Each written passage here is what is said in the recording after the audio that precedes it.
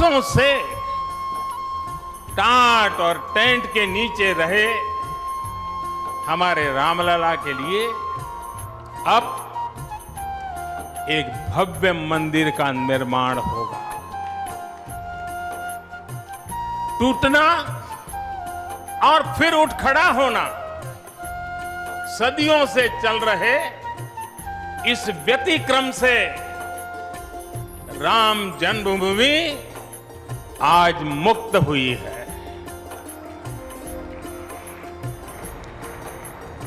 मेरे साथ एक बार फिर बोलिए, जय सिया राम, जय सिया राम।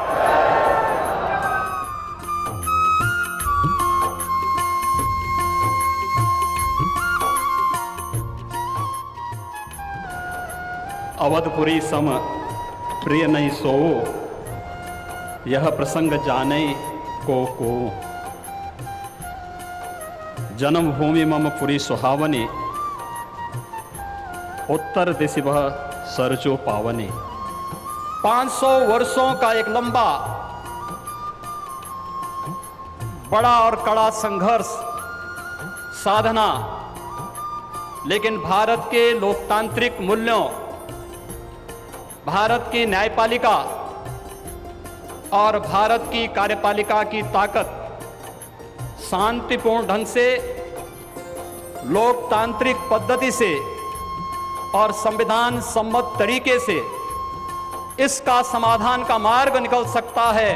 आदरणीय प्रधानमंत्री जी की सूझबूझ और दूरदर्शिता के कारण आज पूरे भारतवासियों को यह गौरव की क्षण का अवसास होने का अवसर प्राप्त हुआ है।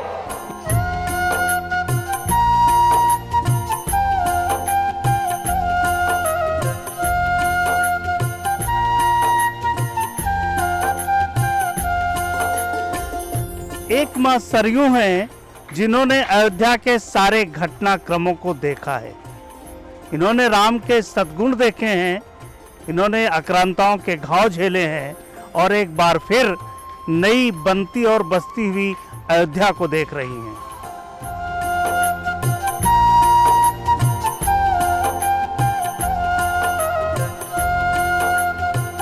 प्रधानमंत्री नरेंद्र मोदी जब भगवान श्री राम लला के चरणों में साष्टांग दंडवत कर रहे थे, तब वो अपने उन पूर्वजों को भी प्रणाम कर रहे थे जिनके कारण इस भूमि पर आज भगवान राम का मंदिर स्थापित हो सका है।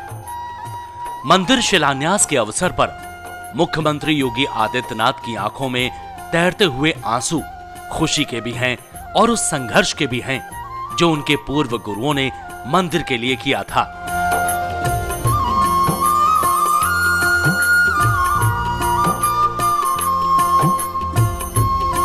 अगर आपको भारत को समझना है, भारत की संस्कृति को समझना है, तो एक बार अयोध्या जरूर आना पड़ेगा, क्योंकि भारत की संस्कृति का उद्भव केंद्र ही अयोध्या है और ये आपके लिए बनकर सजकर तैयार हो गई है।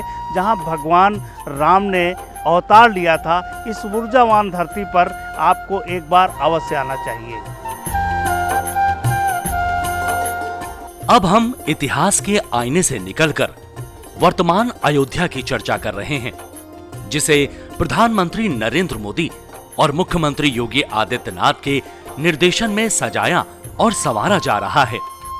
ये किसी नगर के वैभव की पुनर्स्थापना नहीं है, बल्कि ये भारतीय संस्कृति की पुनर्स्थापना है, जिसके प्रकाश से पूरा देश अलौकित होता है।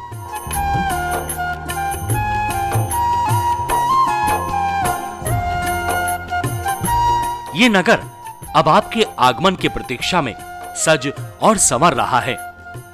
देश और दुनिया से कनेक्ट होने के लिए इस नगर में बहुत कुछ हो रहा है। अयोध्या में बन रहा हवाई अड्डा देश और दुनिया के पर्यटकों को यहां लाने के लिए पूरी तरह से तैयार हो रहा है। आधुनिक बस स्टेशन भी बनकर तैयार हो गया है, जहां से बड़े शहरों के लिए आपको बस की सुविधा मिल जाएगी।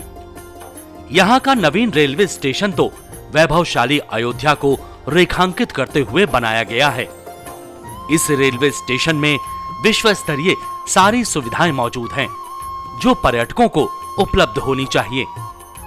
इस स्टेशन पर उतरते ही आपको भगवान श्री राम की अनुभूति हो, इसे इस तरह से तैयार किया जा रहा है। स्टेशन पर ही ठहरने की और खाने पीने की सुंदर सुविधा उपलब्ध कराई गई है। रेलवे प्लेटफॉर्म का विस्तार किया जा रहा है।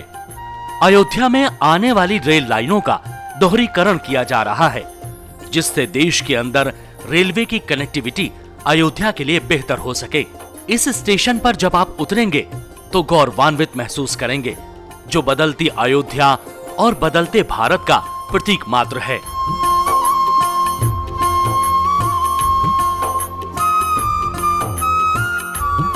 हवाई अड्डा बन रहा है, जो अंतर्राष्ट्रीय हवाई अड्डा बन रहा है। हमने 800 एकड़ से अधिक की भूमि अधिग्रहित कर ली है और मौके पर निर्माण कार्य बहुत तेज़ गति से चल रहा है। और मुझे उम्मीद है कि अगले वर्ष इसी तारीख से पहले डोमेस्टिक फ़्लाइट अयोध्या जी में लैंड कर जाएंगी और उसके कुछ समय बाद अंतर्राष्ट्रीय उड़ानें भी यहाँ आना प्रारंभ हो जाएंगी। इसी प्रकार यहाँ जो रेलवे स्टेशन है उसका बहुत सुदृढ़ीकरण और उसका विस्तारीकरण हो रहा है। 3 हमारे प्लेटफॉर्म है जो 6 प्लेटफॉर्म में कन्वर्ट हो जाएंगे और उसके फर्स्ट फ्लोर पे भी पूरा यात्री सुविधाएं, बहुत अच्छी यात्री सुविधाएं होंगी।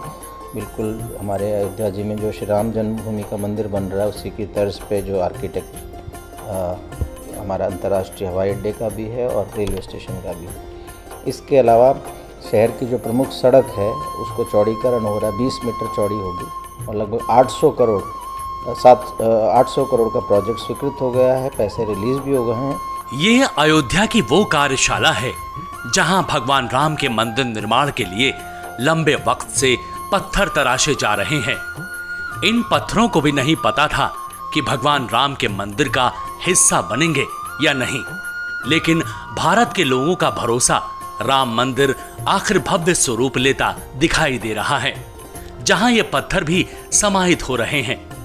इन पत्थरों का भाग्य भी कम नहीं है जो नित्य दिन पूजे जाएंगे।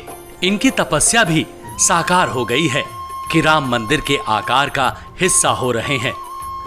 इस कार्यशाला में कहने के लिए तो राम मंदिर के पत्थर तराशे जा रहे हैं, लेकिन ये भारत के लोगों का भाव है जो तराशा जा रहा है, जो ये चाहते थे कि एक भव्य राम मंदिर का निर्माण अयोध्या में हो।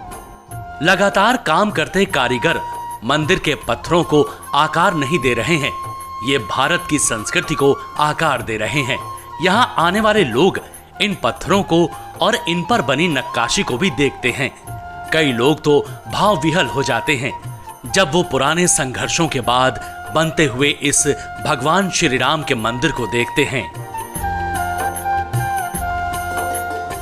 ये सब चीज़ें देख के हम लोगों को बहुत अफसोस होता था कि भगवान के मंदिर को तोड़ा गया, और जब हम जैसे ही समझदार हुए भगवान के मंदिर का निर्माण होने लगा, तो जैसे माँ एक अपने बच्चे को पाके और जितनी प्रफुल्लित हुई है उतना ही प्रफुल्लित हम जब भगवान के मंदिर को बनते हुए देखे और जाने तो हमें उतनी ही खुशी हुई कि आज मेरे प्रभु के दरबार को बन रहा है। और अब उनके दरबार के बनने के बाद आज हम इस अयोध्या भूमि इस मंदिर में आए हुए, आज हम अपने आप को धन्य मानते हैं। जिनके हाथों में शुभ्र धनुष और लंबे लंबे सायक हैं, करता प्रणाम उस भगवान को जो रघुवंश के नायक हैं।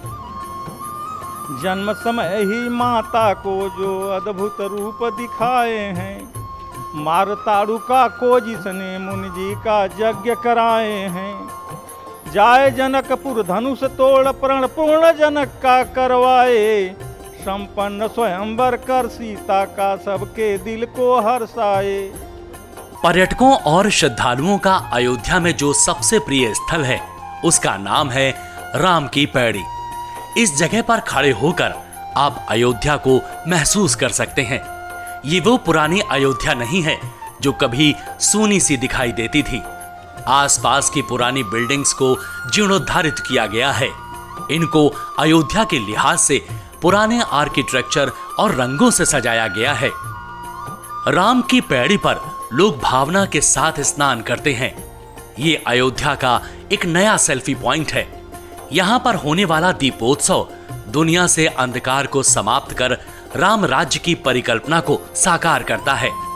यहाँ पर आकर पर्यटक लंबा वक्त गुजारता है, बगल में बहती हुई पावन मां सरयू के घाटों का अवलोकन करता है। ये स्थल केवल स्थल ही नहीं बल्कि दर्शनीय भी है। पूरी अयोध्या को यह स्थल प्रतिबिंबित करता है। राम की अलौकिक नगरी का प्रकाश पूरे देश और दुनिया में फैले, इसको लेकर किए जा रहे प्रयासों की अयोध्या के संत भी सराहना करते हैं।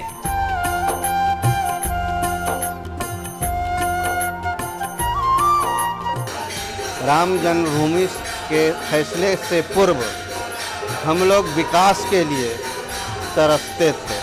यदि कोई गली नली बन जाता था तो लगता था कि किसी व्यक्ति, किसी नेता, किसी विधायक ने हम लोगों के ऊपर कृपा कर दिया। लेकिन अब राम जन्मभूमि फैसला आने के बाद गली गली सड़क, नालियाँ, लाइटें, ये कल्पना से बाहर हो रहा है। जो भौतिक विकास चाहिए था, जिस प्रकार की सड़कें चाहिए थी, जिस प्रकार के द्वार चाहिए थे, जिस प्रकार की बाहरी आवरण इसका एक रंग रोगन युक्त दिखना चाहिए था, उस वैभव का अभाव विगत 500 वर्षों में रहा। लेकिन अब ये अयोध्या जो है वह विश्व पटल पर अपना जो इसका पूर्व रूप है, उस पूर्व रूप में धीरे धीरे लौट रही है।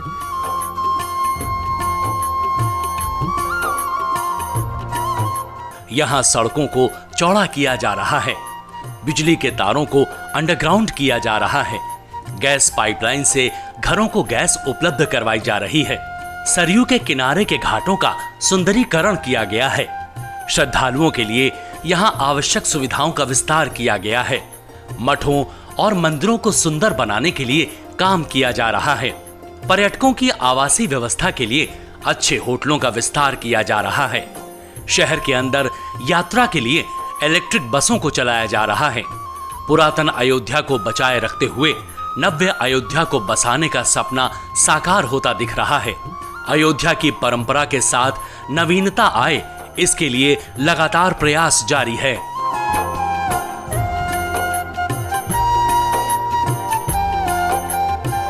रेलवे स्टेशन पे तो कोई रोक नहीं लगी थी, उस पर तो कोई स्टे नहीं था, और उसका विकास तो पहले ही हो जाना चाहिए था। जो अभी चालू हुआ है उसके तो ऐसा नहीं था कि उस पर ना कोर्ट में कोई और स्टे लगा था उसका, तो स्टेशन देख के जरूर लगा। पिछली सरकारों ने क्या किया, मंदिर नहीं बना सकते थे तो स्टेशन तो बना ही सकते थे।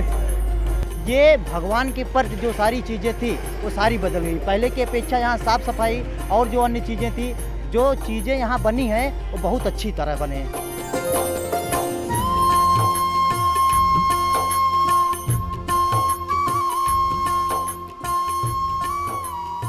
सुप्रीम कोर्ट का फैसला भगवान राम लला के पक्ष में आने के बाद इस विरासत को संभालने की जिम्मेदारी जिन दो कंधों पर थी, उनका नाम प्रधानमंत्री नरेंद्र मोदी और मुख्यमंत्री योगी आदित्यनाथ है। राम मंदिर शिलान्यास के अवसर पर यह नजारा पूरी दुनिया ने देखा है कि हमारे नेता अपनी संस्कृति और आस्था में गहरी अभिरुचि रखते हुए भारत के नव निर्माण की कल्पना को संजोए हुए हैं। भारत के सांस्कृतिक केंद्र अयोध्या का आखिर सपना साकार हो गया, जिसकी आस लिए लंबे वक्त से भारतवासी प्रतीक्षा कर रहे थे।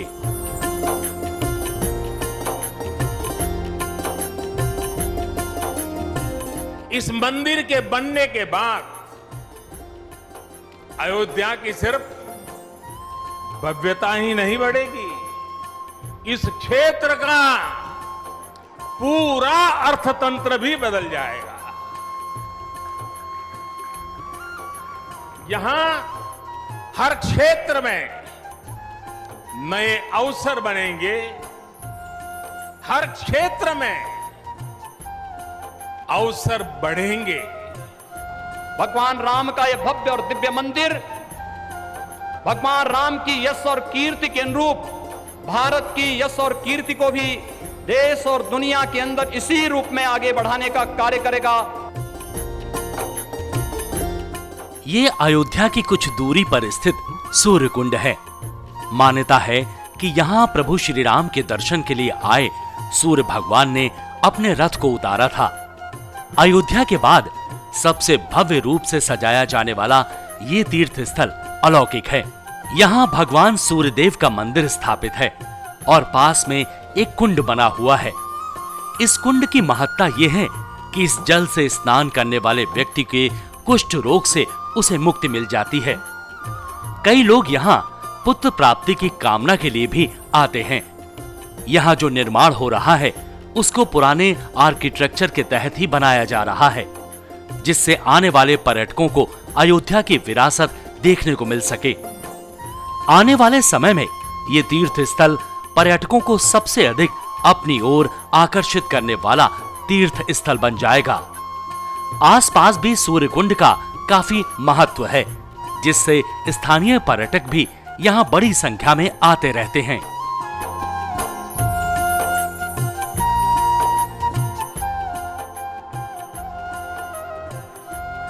भगवान श्री राम के लिए लोग यहाँ आएंगे, पर सिर्फ मंदिर ही क्यों, बहुत सारी अन्य चीज़ें भी होनी चाहिए जो देखने के लिए लोग रुकें। जैसे सूर्य कुंड है जहाँ हम खड़े हैं, बहुत पुराना मंदिर है, 100 साल से भी अधिक पुराना मंदिर है। तो क्या हुआ कि जब लोग आए उन्होंने अलग अलग तरह से उसकी कंस्ट्रक्शन की, पर हमारा जो मकसद है इसको करने का कि उसको उसके जो पुराना ग्लोरीफाइड रूप है, जो उसका भव्य रूप रहा होगा उस ज़माने में, उसको उसके रूप में वापस लाना, उसके पुराने स्वरूप में लाना।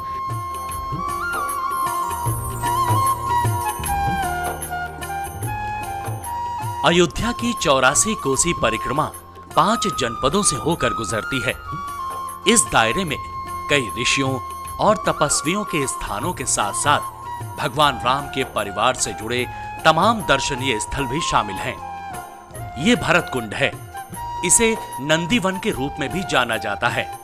कहा जाता है कि भगवान राम के दर्शन के लिए जब शिव जी अयोध्या आए तो अपनी नंदी को यहीं पर छिपा कर गए थे। यहाँ के मंदिरों में नंदी अपने प्रभु की प्रतीक्षा करते हुए शिवलिंग से विपरीत दिशा में दिखती है। भरत जी ने भगवान राम के वनगमन की अवधि के दौरान यहीं पर उनकी खड़ाऊ रखकर अयोध्या के राजकाज का संचालन किया था। यही वो स्थल है जहां हनुमान जी भरत जी से भगवान श्री राम के आगमन से पहले आकर मिले थे। यहाँ के वट वृक्ष में उनके मिलन का प्रभाव दिखता है, जहां उनकी लताएं लिपटी हुई ऊपर की ओर जाती हैं। लंका विजय के बाद भगवान श्री राम भी इसी स्थान पर उतरे थे, जहां पहले से रखे हुए 27 तीर्थों के जल से उनका राज्याभिषेक किया गया था। यहाँ की सड़कें अब अच्छी हो गई हैं।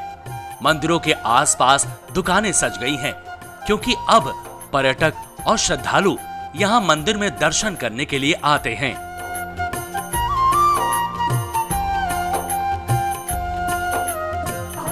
महत्व तो बहुत ज्यादा है, क्योंकि आज के परिप्रेक्ष्य में देखा जाए तो भरत जी का होना और उनकी वास्तविकता हमारे जीवन के लिए बहुत जरूरी है। हनुमान जी आके देखिए गले मिले हैं यहाँ पे आके, और भगवान जी समझाए, हनुमान जी भगवान शीघ्र आ रहे हैं, सरकार जरा से भी चिंता न करिए। इतना निष्ठा है यहाँ हम लोग के भरत जी से, भगवान से, कि देखने पर लगता है कि वही सीन है। आज भी वैसे हैं, आज भी आ रहे हैं, आज भी मिल रहे हैं, भाव ऐसा है बस।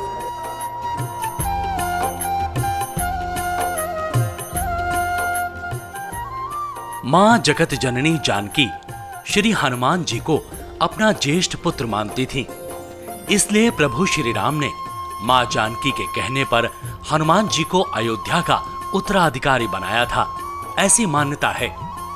भगवान श्री राम जी के दर्शन करने से पहले आपको हनुमानगढ़ी में स्थापित भगवान श्री राम के अनन्य भक्त और मां जानकी के पुत्र हनुमान जी के दर्शन करना अति आवश्यक है। अयोध्या में देश और दुनिया से आने वाले श्रद्धालु पवन सुत के दर्शन के बाद ही भगवान राम लला के दर्शन करते हैं। यहाँ हजारों की संख्या में लोग अपने इष्ट देव के पास अपनी मनोकामनाएं लेकर आते हैं।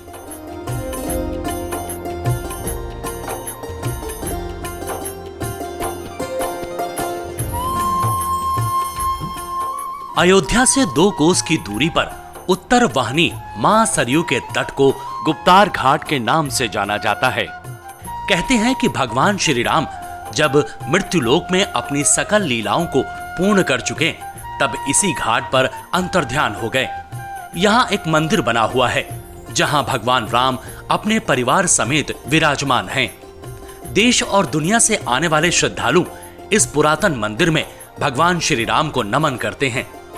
पहले यहाँ कोई आना नहीं चाहता था, लेकिन अब ये पर्यटन केंद्र के रूप में विकसित है, जहाँ बड़ी संख्या में लोग आते हैं।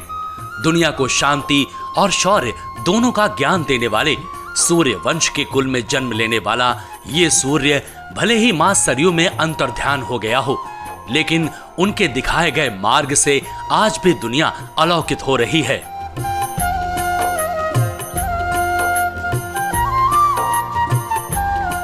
ये अयोध्या की माटी है, जहां मर्यादा पुरुषोत्तम भगवान राम ने जन्म लिया था, जिन्होंने दुनिया को एक दर्शन दिया है कि किस तरीके से परिवार के साथ, पत्नी के साथ, माँ के साथ, पिता के साथ और समाज के साथ रिश्ते रखने हैं। ये जीने की कला भगवान श्री राम जी ने दी है, जो भारत के दर्शन में मिलती है। संतों का मानना है कि भगवान श्री राम का मार्ग ही मानव जीवन के लिए सबसे अच्छा मार्ग है।